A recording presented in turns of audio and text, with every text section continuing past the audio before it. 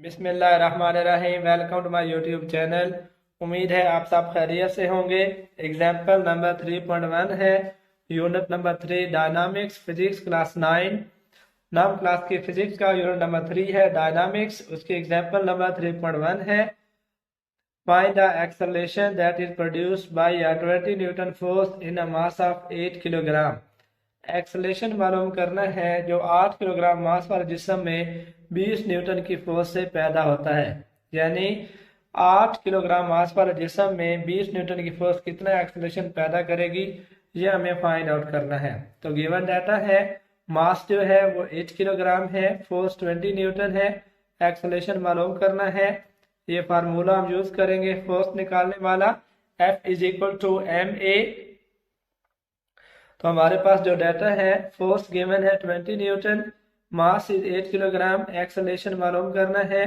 Acceleration निकालना है तो 8 20 पे डिवाइड हो जाएगा, 20 डिवाइडेड बाई 8। यूनिट जो होता है एक्सेलरेशन का वो मीटर पर सेकंड स्क्वायर होता है। तो एक्सेलरेशन 20 को 8 पे डिवाइड करने के बाद 2.5 मीटर पर सेकंड स्क्वायर होगा।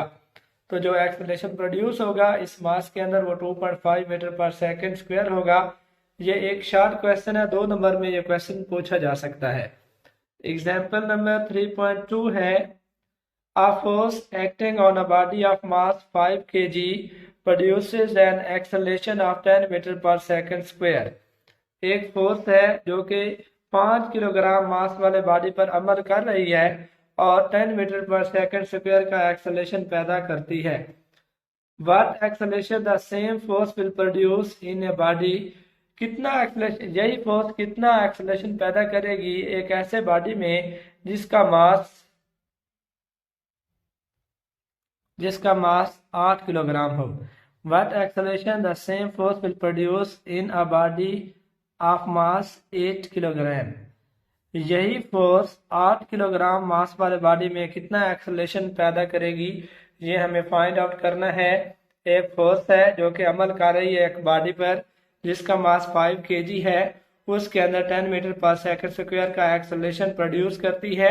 What acceleration the same force will produce?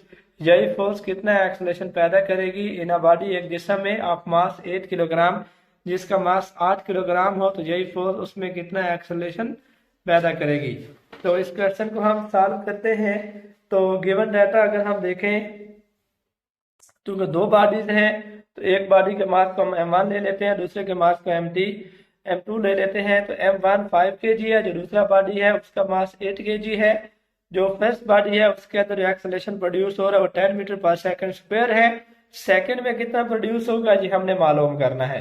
Newton second of motion हम अप्लाई करते हैं दोनों मासेस के लिए, क्योंकि दोनों में फोर्स सेम है लेकिन एक्सेलरेशन डिफरेंट होगा। मास डिफरेंट है तो एक्सेलरेशन भी दोनों में डिफरेंट होगा। तो F will be equal to m1 a1 और also F will be equal to m2 a2, क्योंकि फोर्स दोनों केसेस में सेम है। तो अगर हम दोनों इक्वेशंस का कंपैरिजन करें तो m1 a1 will be equal to m2 a2। m1 a1 equal होगा m2 a2 के। m1 is 5, a1 is 10, m2 is 8, a2 हमें मालूम करना है।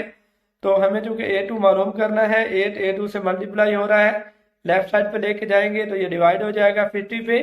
तो a2 आएगा, 50 को 8 पे डिवाइड करने के बाद 6.25 मीटर पर सेकंड स्क्वायर। तो वही फोर्स जो है वो 8 किलोग्राम मास वाले बॉडी में 6.25 मीटर पर सेकंड स्क्वायर का एक्सेलरेशन प्रोड्यूस करेगी।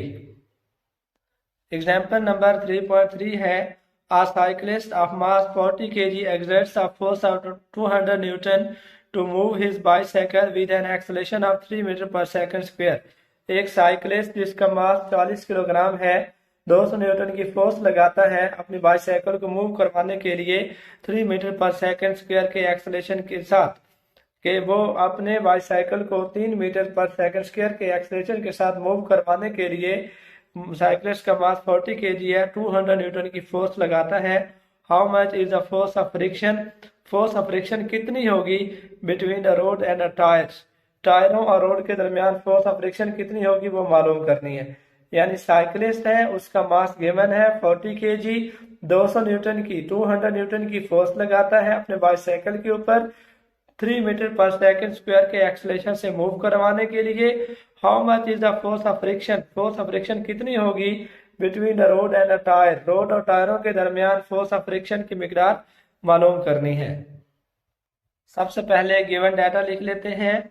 साइकिलिस्ट है जिसका मास 40 kg है, उसके अंदर एक्सेलरेशन प्रोड्यूस करने के लिए 3 मीटर पर सेकंड स्क्वायर, साइकिल के अंदर जो एक्सेलरेशन प्रोड्यूस हो रहा है जिसके साथ वो मूव कर रहा है वो एक्सेलरेशन है 3 मीटर पर सेकंड स्क्वायर।